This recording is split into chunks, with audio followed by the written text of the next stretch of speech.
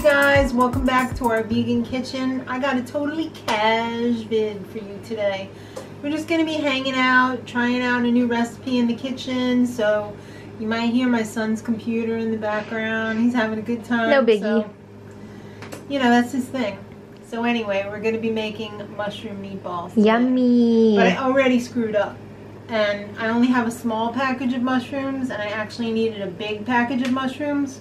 But since we're just doing a cash try it out video in the kitchen, I'm going to put in some refried beans instead of the extra mushrooms. It's almost the same thing. Sure. So I've got my kasori heating up over there on saute. I have a purple onion, or you know, purple, red. Purple. I call it purple. You guys call it red. Potato, patata, whatever. I've never heard anyone say patata, so. But I just roughly chopped it because that is going to be ground up in a blender or a food processor anyway, so you don't have to be really precise about cutting it small or anything like that. So this should be almost ready. So I'm just going to throw in a little olive oil. Probably like 1 to 2 tablespoons if you're not all about that oil life. You don't have to use any. You could just use a little water. Actually, you probably won't even need anything because when you saute mushrooms, they give off a lot of water and they're really not going to stick. So let's throw these in. Not exactly ready. I didn't hear a sizzle. No. What are you going to do? I'll tell you what I'm going to do. I'm going to get my spoon out so I can start to break them up a little bit. Because I want them to be at least like cellophane-y, Mr. Cellophanes. So get those going. Unwrap my mushrooms over here. These look pretty clean. They're supposed to be like, you don't have to wash these. Sometimes I notice there's poop spots on them. No! And I don't like that. But these look pretty good, so I'm just going to dump them in as is.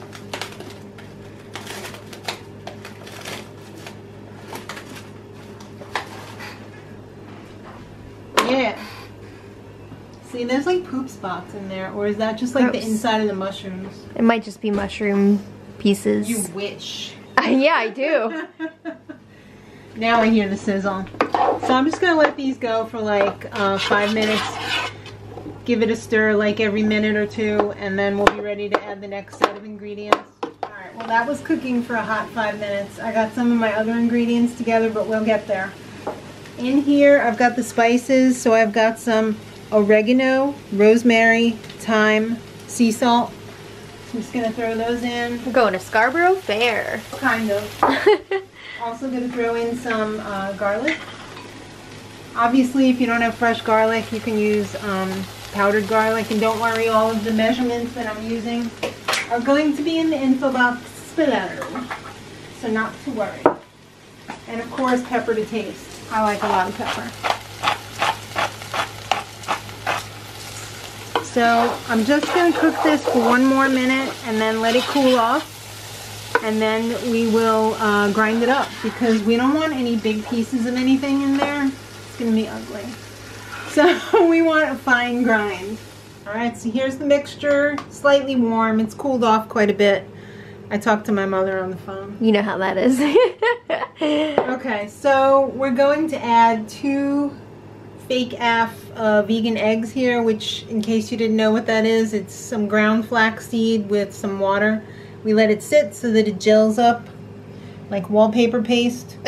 And that's just going to help this, the wetness is going to help this blend better too, because you don't want to put a bunch of dry stuff in the blender because it's not going to blend up very well.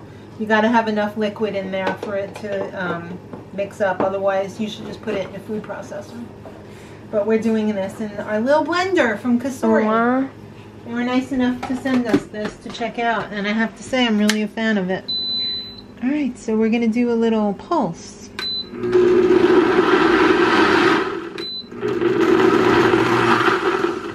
We might have to add a little more liquid, or just shake it up a little bit. Let's see if that'll do the trick.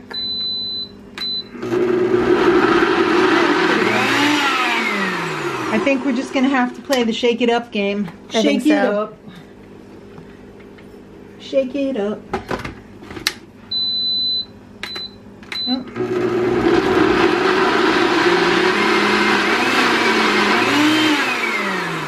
I think that's pretty good. Looks like a bunch of gray matter. So we're going to add that to what we already have measured out in the bowl here, which is the 1 can of the refried black beans, some oats, some breadcrumbs. If you want to do this gluten-free, I think this is the only thing you have to swap out. Either use gluten-free breadcrumbs, or you could probably just use some gluten-free flour. Probably not as much as the breadcrumbs though, but you guys who are gluten-free, you know you how to work with the gluten-free stuff, so you know the measurements. And some nutritional yeast, because I don't have any vegan Parmesan, so that'll act as our vegan Parmesan. So we're just gonna dump our wet into the dry. Get off! Now get! Yeah. That came off pretty well. And then dump this gray matter in.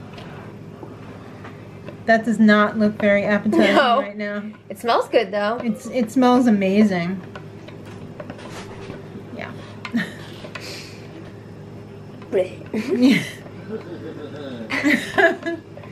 Alright, so I'm not entirely sure if we're going to have to add some liquid to this or not, because it seems like it's a little dry from the get-go. But let's get it mixed up and see what we got. See what we're working with here. Wow, that mixed up pretty nicely. I don't think we didn't add any extra liquid, so this is pretty good. It's not too sticky.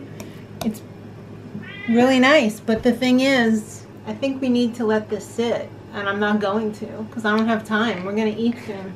So, because the oatmeal is dry, and it's going to stay dry if we don't let it soak in, but hopefully it will kind of when it bakes out. You can fry this, but I'm not about frying. I'm just going to bake it in my toaster oven.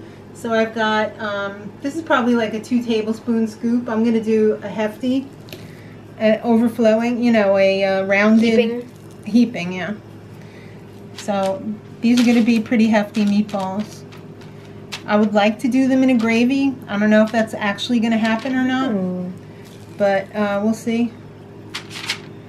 We're just going to scoop these out, and remember kids, the reason why we like to use a scoop when we do this is so that they're all the same size, so that they cook evenly.